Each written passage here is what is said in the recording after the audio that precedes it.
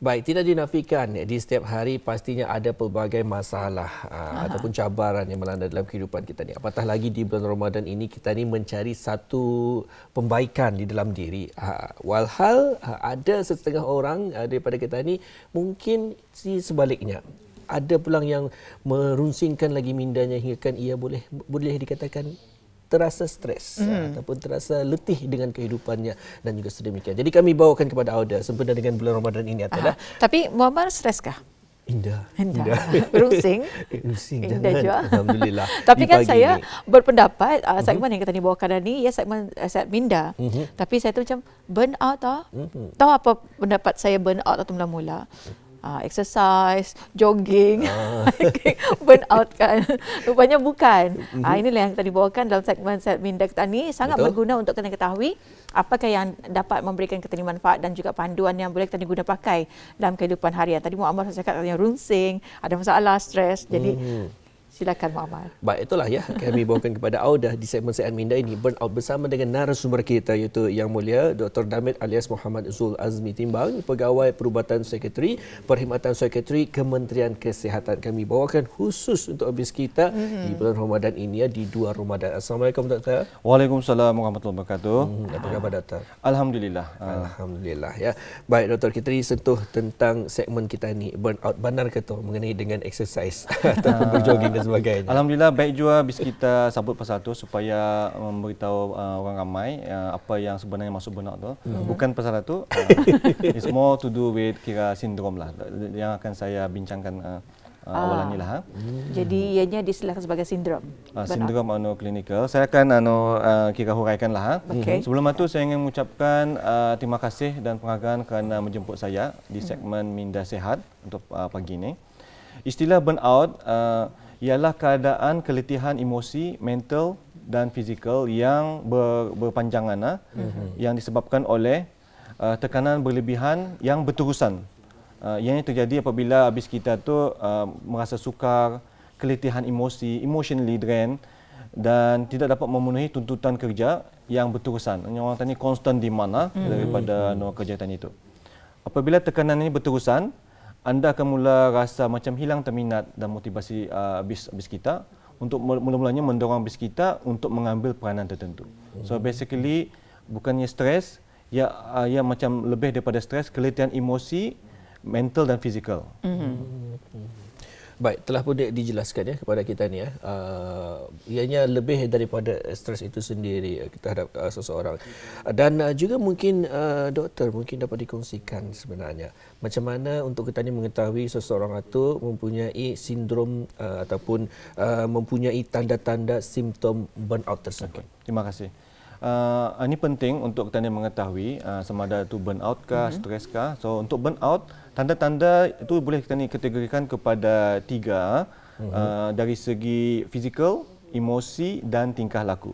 Dari segi fizikal tu, ia punya rasa letih tu macam kehabisan tenaga. Orang tanya sepanjang masa, low bed lah, low bed. And then dia punya immunity tu rendah, mudah ia MC, selalu sakit. So ini tanda-tandanya. And then kerap sakit kepala, sakit otot, selalu sakit-sakit. And then ia punya perubahan selera makan dan tabiat tidur. Makan tidak kenyang, tidur tidak lena. Itu lain tu. Macam orang bercinta lah tu. Itu bercinta, itu lain. Ini ada perubahan. Betul. Kalau kita lihat dari segi emosi, ia rasanya tu macam gagal dia, macam rasa kegagalan dan ia meragui dirinya. Self-doubting and sense of failure. Dan ia rasa macam orang tanya indah berdaya, terperangkap dan gagalnya itu terlebih macam feeling defeated. Ini dari segi emosinya tu. Sama dia rasa terpisah, detachment dan rasa keseorangan. Kalau seorang saja ia mau berseorang, ini sudah seorang rasa terpisah, detached from others. Orang ramai cerita-cerita ia seorang saja tu. And then kehilangan motivasi. Dan lagi ada minat. Motivasinya pun hilang and then ia punya pandangan tu semakin sinis dan negatif. Biasa happy chill datang tanya dapat jalan, kau rasa jalan bah macam berapa orang buat macam tu macam kadangnya macam itulah. And then dia rasa kurang kepuasan dan rasa pencapaian. Ini ada rasa satisfied decreased satisfaction dan sense of accomplishment dalam kerja. Kalau kita lihat tanda-tanda tu dari segi tingkah laku keperbezaan seseorang tu ia macam menarik diri dari tanggungjawab. Tanggungjawabnya, responsibility itu macam biasa saja. Usually sekali dia tak mau buat. Adakah ia burnout? And then dia mengasingkan diri daripada orang lain, menunda-nunda, procrastinating, orang tadi angan-angan, lalai tempat kerja, ambil masa membuat kerja itu lebih biasa kerja biasa sejam 2-3 jam. Dan dia punya daya tindak, how dia coping dengan menggunakan orang makan, kuota makannya. Kalau yang dah bagus, minum alkohol dan orang tanya mengambil dadah. Ini yang dah bagus. Yeah. Sometimes orang cuman ini, kalau tanya melihat tanda-tandanya, ia macam, ia punya frustration tu, rasanya indah puas hatinya tu, orang lain di paginya. Frustrationnya tu, ia orang lain pulang, dia take out the frustration tanpa orang lain. Kalau yang marah, orang lain pulang dimarahinya juga. In term of kerjanya tu, ia macam ponteng kerja ataupun datang lewat, balik awal. Kalau ia datang awal, balik lewat, benarnya dia pulang bagus juga. Tapi tu, kalau nampak cuma ni, ini tanda-tanda dari segi tingkah lakunya tu. So ada 3 tanda-tanda lah. Itu antara tanda-tanda atau simptom ya. Burnout dan juga sekarang tadi tanya macam mana kemenangan ni mencegah burnout ni. Tadi ingin bertanya apakah antara penyebab burnout ni? Okey. Penyebab burnout ni kalau kita lihat dari ia ada berkaitan dengan tiga penjuru tu. Satu dari segi kerja, berkaitan dengan kerja. 2 dari segi cara hidup dan 3 dari watak kepribadian. Kalau dari segi kerja ni tuan puan, rasanya macam ia masa kerja tu rasanya seperti cuma ada sedikit masa saja atau tidak ada kawalan terhadap pekerjaannya tu. Macam dia terkawal. Satu nampak, satu dah soal penyebabnya tu. So kalau ni kerja sekitar masa tadi dia ada kawalan, mungkin boleh menyebabkan burnout. Kurangnya pengiktirafan atau penghargaan untuk kerja yang baik. Tani bagus kerja, tidak ada pengiktirafan daripada ketua tani, bagus kerjamu ni, tidak ada kuranglah. Kalau tidak ada tu payah aja tu. Jangkaan kerja yang tidak jelas atau tuntutan kerja yang melampau. Contohnya sekarang pekerjaan macam security sekarang. Kalau ni yang dah jelas ni. Pekerjaannya security, tapi kena suruh menyapu dia, menjaga kucing dia, membersihkan tingkap, angkat barang. Ini berapa jelas apa kerja aku? Ya boleh burnout tu. Kalau yang kerja yang melampau ni, masa baru-baru ni saya ada bagi talks kepada cikgu-cikgu juga. Kalau cikgu tu mengajar murid, 1 kelas bagus, 2 kelas, 3 kelas bagus. Kelas di sekolah lain pun kena suruh mengajar, melampau je tu. So itu contohnya. Melakukan kerja yang monoton atau tidak mencabar, sama saja kerja tu. Balik-balik kerja. Kerja yang monoton ni walaupun simple tapi balik-balik, indah mencabar. Kalau sekiranya seorang tu ya graduan, memang highly intelligent, yang mau mencuba yang baru, tapi aku kerja desk job dulu lah, balik-balik. So mungkin akan menyebabkan burnout lah. Bekerja di persekitaran yang huru-hara ataupun yang mempunyai tekanan kerja yang tinggi. Asal buka pintu, berperang, tutup. Buka pintu, ramainya. Memang boleh stres dan burnout. Dan semua tekanan kerja yang high pressure environment macam askar, bomba, diorang membuat pilihan, diorang mesti very precise tu, mesti yang ada orang tani dapat resilient lah untuk kerja-kerja semata tu. Kalau anda biasa, kalau rasanya anda mampu, jangan terjadi askar, jadi polis. So itu dari segi pekerjaan yang berkaitan dengan cara hidup, penyebabnya ni orang yang terlalu kuat kerja, terlampau lebih banyak kerja, indah je bagus. Kalau ia tanpa cukup masa untuk berehat ataupun bersosial berehat. Soalnya aku kuat kerja, bagus pulang, tapi ada aku masa berehat, dia payah berehat tu. Payah tu. Kurangnya sokongan dan hubungan yang erat. Relationship is really important. Kalau tani punya relationship keluarga, rakan, suami isteri, that's why risiko yang kalau perceraian tu, banyak yang perceraian tu akan menyebabkan diorang boleh burnout lah pasal ada hubungan yang erat kan. Memikul terlalu banyak tanggungjawab tanpa bantuan. Banyak tanggungjawab dipikul tapi tanpa bantuan yang mencukupi dari yang lain.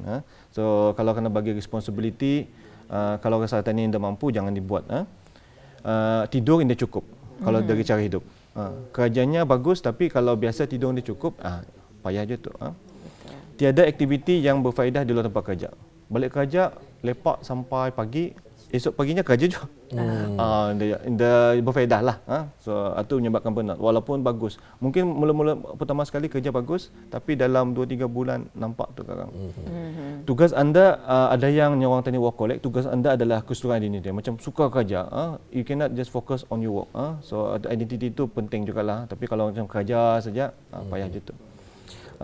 Yang terakhir berkaitan dengan watak kepribadian. mereka yang kecenderung kepada orang tani perfectionist, kesempurnaan, yang indah macam nothing is ever good enough, dia macam dah puas, jenis this type of personality ni boleh menyebabkan burnout je. So jadi kita ni jangan terlampau orang tani mau perfect semua, perfect lah. Mereka yang jenis pandangannya yang pesimistik terhadap dirinya, dunia, ada jenis orang kan semua negatif. Mari kita ni jogging, malas ku jogging, ada orang jenis semacam tu. Mungkin diorang boleh burnout je tu. Okay. And then ada yang rasa perlu untuk mengawal keadaan, enggan untuk mendelegasi kerja kepada orang lain. Masa saya mula-mula jadi doktor dulu, semua saya akan buat. Ada tugas tu boleh dipecahkan sebenarnya, boleh delegate, tapi orang buat sendiri. Macam dia rasa yakin dengan orang lain tu, dia mau mendelegate. Tapi sepatutnya delegate saja. Jangan akan cuba mengawal keadaan tu kan. And jenis kalau ikut psikologi, jenis kepribadian diorang panggil personality type A. Ini yang suka ingin high achiever, aggressive, fast talking. Compare to type B, jenis yang macam relax, happy go lucky. So type A ni prone orang tani boleh menuju ke burnout lah. Itu dah tu tuan. Okey, itu di antara penyebab burnout. Betul. Dan bila dilihat memang kesemua ini bila tidak ada yang seimbang, sudah setentunya ianya boleh melibatkan ataupun boleh memudaratkan kepada diri kita ni, terutama sekali kepada burnout tersebut. Jadi pasti ada yang pada ketika ini mendengarkan ataupun menyaksikan tuan ingin mengetahui bagaimana cara untuk kita ni menangani dan cara untuk mencegahnya. Okey, terima kasih atas soalan itu. 3 langkah-langkah utama yang pentinglah. Satu, kita ni punya connection, berhubung sesama sendiri. Yang kedua, jaga kesihatan kita ni. And then aturkan dan susunan keutamaan tu. Saya pecahkan satu-satu. Berhubung sama sendiri itu maksudnya kita ni punya hubungan dengan rakan sekerja, sahabat dan keluarga tu kita ni perkembangkan, kita ni melaburkan, yang kita invest dalam persahabatan ni, dalam hubungan ni di dalam dan di luar pekerjaan. Kita ni kekalkan cara berkomunikasi yang sihat dan efektif sesama sendiri. Kalau macam balik kerja tu, maklum kerja, kerja aku cuma ni apa bagus. Jangan macam mengeluh. Atau bini pun paning tu. Balik ke rumah, doktor cakap mesti bercerita sama kau. Tapi ini mengeluh ni. Mungkin pulang, efektif lah yang efektif. Tubuhkan sistem rakan, kalau tempat kerja, sistem rakan sekerja, workplace buddy system. So, kalau kita ni punya rakan tu, ada kita ni identify, kita ni rapat, macam geng, anda percaya yang boleh menjaga dan melayan awak dengan baik, profesionalnya, and then anda boleh membuat yang sebaliknya. Maksudnya brother, bro and bro, sister and sister. Jangan bro and sister, sekarang fitnah tu. So you can identify kawan-kawan tani itu. Kalau ini di luar kerja, jadikanlah sebahagian daripada kumpulan sosial yang anda ambil berat di luar pekerjaan. Misalnya menghadiri aktiviti agama, jadi ahli masjid, sukan, jadi ikut sukarelawan macam doktor. Kadang-kadang kami once a week kami ada macam futsal. So aktiviti yang kita minat. And then tetap cari rakan baru. Kadang-kadang umur kita ni bertambah, rakan atau sahabat kita ni itu macam biasanya akan pergi. Bukannya meninggal dah. Pergi itu maksudnya tu ada komitmen kerja, keluarga, semua orang terpisah, terputus. Tapi masa ni kita ni ada WhatsApp. Kadang-kadang ada connect terbalik. Betul. Ex tu je anam je, ex kolam nengah. So alhamdulillah juga. Maksudnya dari segi sini rakan baru tu mesti ada. Jangan sendiri-sendiri. Sudah berumur dia temu sama aku dan kawanku pun dah sudah. Dah semua penting. Elakkan kita ni bergosip, mengumpat atau mengadu hal orang kepada orang lain. Pasal environment macam ni akan menyebabkan jadikan tanya semua orang negatif kan. Jika sekiranya anda ada masalah, kalau anda dalam kerja ada masalah, lebih baik orang tani menangani masalah itu secara langsung lah. Ini cari sumber masalah tersebut. Jangan didengar nasihat yang indah baik. Ambil nasihat yang baik. Macam mana tahu tu? Kan dengan kawan. Tani lihat perwatakan kawan tani itu, sahabat tani itu ataupun keluarga tani itu. Kalau ia perwatakannya itu bagus, ada kesan daripadanya macam mana ia mengesan tu, insya-Allah mungkin nasihatnya pun bagus.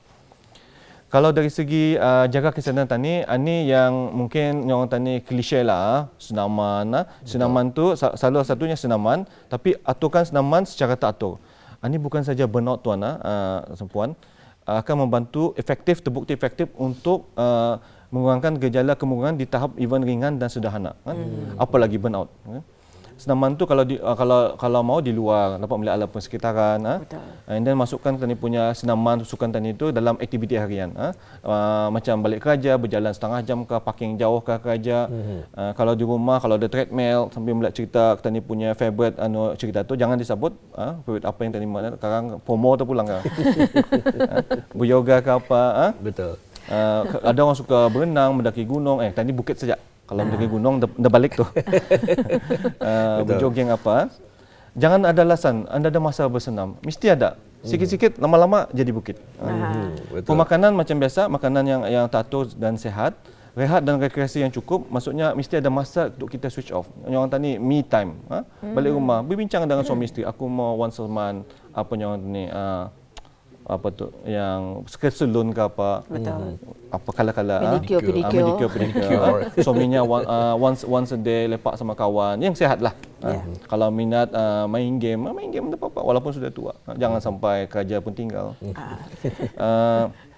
Tidur, amalkan tidur rutin yang malam yang sihat untuk mengoptimalkan tidur. So tidur tu waktu malam, jangan dikurangkan tidur tu pasal tidur ni penting. Kalau kita lihat dari segi langkah-langkah aturan dan susunan keutamaan ni, satu kita lihat time management, pengurusan masa. Belajar mengekalkan masa tu ikut jadual seimbang dengan kita ni punya kerja dan kehidupan seharian. Dan kita ni mesti ada cukup masa untuk kita ni macam datang awal ke, give your time 5 minutes awal. Nyaman rasanya tu. Pasal indah bergagas.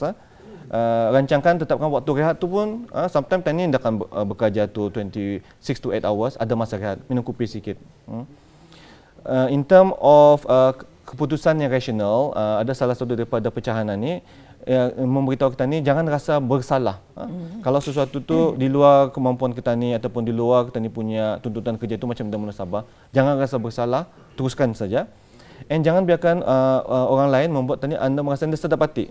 Kerana meraih apa anda sedap hati dan memenuhi jangkaan tadi. Kadang-kadang tadi ada memang dalam pekerjaan ni ada relationship mungkin ada nyaman hati apa. Tadi cuba tempuhi menangani dengan secara profesional. Jangan jadikan orang tani ini kelemahan saya juga pasal awal-awal kerja. Bekerja kelebihan masa. Sekiranya tu anda merasa letih dan meluangkan kerja macam orang tani lama di tempat kerja. Berulang-ulang kali.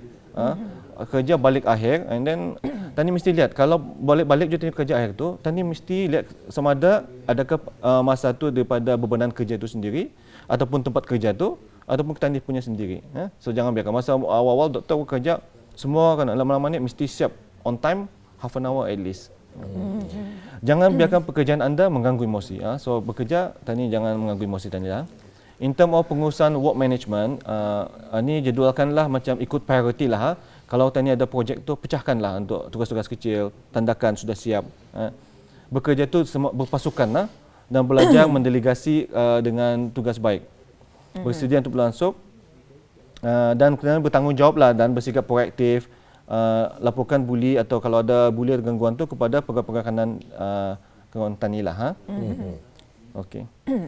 Betulnya banyak ya banyak cara untuk tani menangani dan juga mencegah burnout tani. Tadi di sini apa yang boleh kita lakukan untuk membantu keluarga ataupun rakan yang mungkin mengalami burnout? Okey, terima kasih. Yang penting sebenarnya kita ni jangan bersikap orang tani judgemental lah, menghakimi ya. Elakkan membuat cadangan sekurang-kurangnya. Kalau mula-mula tu jangan dia baru cakap terus bagi cadangan. Dengar dulu.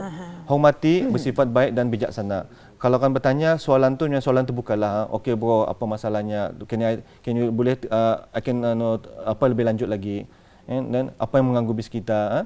Elakkan memarahi, menghina. Dimarahi tu pulang. Kau tu yang punya pasal. Jangan sebab tu dia tani mau orang tu merasa dia didengarkan atau disahkan. Give them macam orang tani terima kasih kerana memberitahulah. Ini keputusan kita ni yang bagus ni, tepat ni. Bercerita sama aku ni ya. And then yang penting confidentiality, kerahasiaan tu. Kalau dia bercerita pasal sekiranya ada bully ke gangguan di tempat kerja, tani boleh memberitahu orang tani channel-channel yang dalam kerja tu macam jabatan atau apa. Tapi inform juga tani punya yang memberitahu itulah. Dan berikan sokongan dan tindakan seterusnya. Tidak semua orang perlu berjumpa sekretari. Kalau sokongan dalam kerja tu kuat, tindakan tu bagus, insya-Allah akan orang tani burnout tu tani boleh elakkan.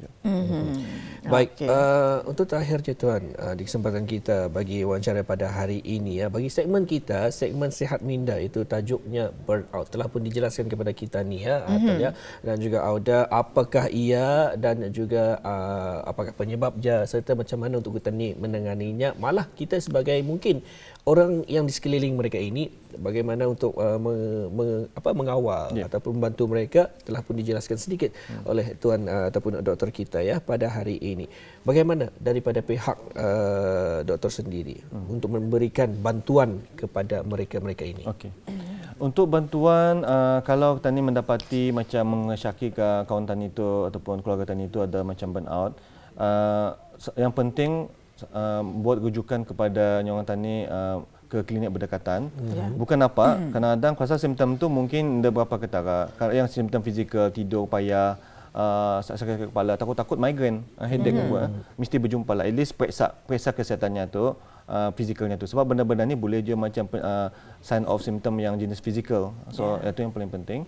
Yang kedua, kalau sekiranya jenis emosi macam mengasingkan diri, anda mau berkawan sama orang, berseorang, mungkin boleh telefon, ada talian kami, talian 145, biasanya konsulta sama psikologis tu. Untuk boleh mendengar kita punya mana tu mau teknik-teknik macam terasa macam bebanan, fikiran negatif, dia orang boleh merefer je tu, mungkin bagi cadangan di mana merefer.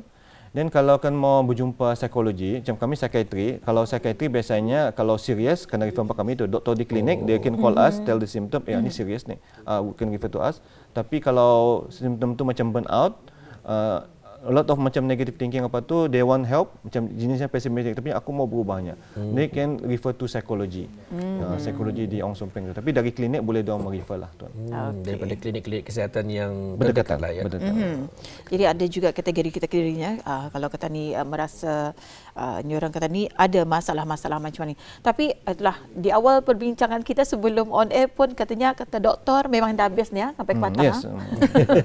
Memang dah habis. Tapi alhamdulillah dengan adanya penjelasan yang telah pun dibawakan, disampaikan sebentar tadi sedikit sebanyak membantu kita ni untuk mengetahui dan juga boleh kita guna pakai untuk menjaga kesihatan minda kita ya. Dan telah pun dijelaskan tadi, semoga bermanfaat apapun pengisiannya, dan sebenarnya banyak soalan yang ingin diajukan kepada tuan-tuan doktor. Jadi kita mungkin berbayarnya lepas ini. Jadi kami telah pun bawakan kepada bis kita, semoga sekali lagi bermanfaat kepada kita ni apatah lagi di bulan Ramadan ini, khususnya kepada para ibu lah ya, di mana anak-anak memang ada masanya di dalam rumah dan banyak lagi kerajaannya menyelesaikan masalah-masalah di rumah, mengemas rumah, masakan dan juga sebagainya. Jadi inilah yang kami bawakan kepada Auda mengenai dengan burnout tersebut ya. Semoga ianya akan dapat memberikan sedikit sebanyak meringankan kepada Auda. Kita ucapkan terima kasih kepada Yang Mulia Dr. Damit alias Muhammad Zul Azmi bin Timbang, pegawai perubatan kita pada hari ini yang mana juga daripada Perkhidmatan Sekretari Kementerian Kesihatan. Terima kasih tuan. Terima kasih kembali.